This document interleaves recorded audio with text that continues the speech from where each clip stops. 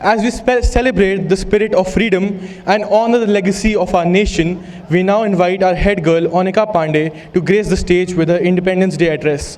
Let us welcome her with a warm applause. Vande Mataram, my fellow Indians.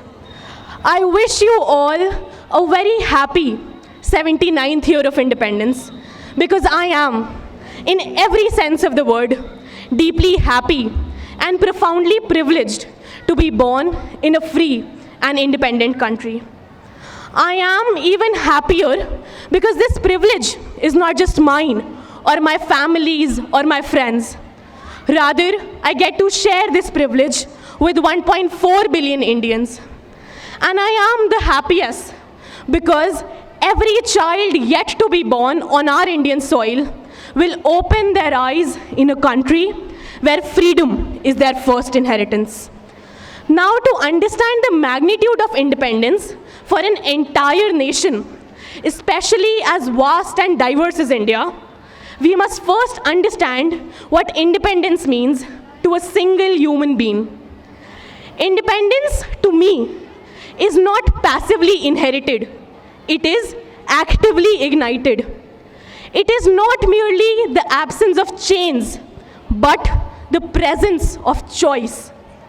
It is knowing that my voice matters, but also that my silence is not an imposition, but a choice. It is autonomy, yes, but also accountability. It is not about being alone, but about having the strength to stand alone if I must. And that's why I urge you all that once all of you go back home, sit with yourself and imagine, what does freedom feel like inside your chest? Is it a relic polished once a year on this very day, or is it a living spark, a relentless, radiant spark that burns bright within you? Because if it is a relic, then it will fade. But if it is a spark, then we must keep it alive. And that responsibility above all rests on our shoulders.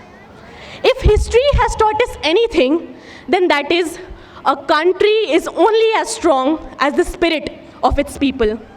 No government, no army, and no constitution can preserve freedom if the very citizens for whom are indifferent to it.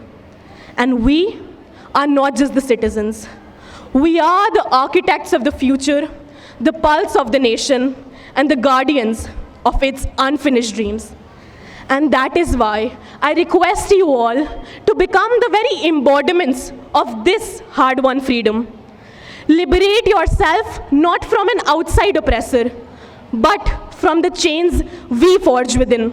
Fear, complacency, self-doubt. Think beyond what is given, create something new, and live without fear.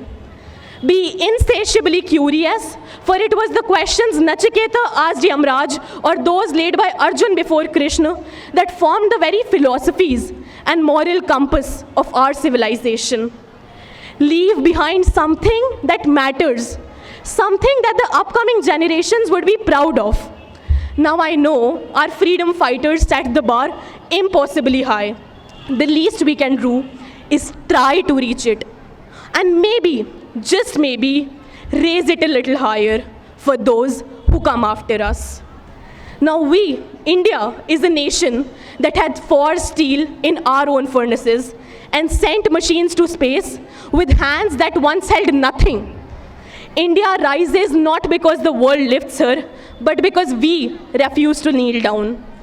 And as long as even one person in this nation dares to dream, the ground beneath our feet remains unshaken, and the sky is always within our limit. Jai Hind, Jai Bharat.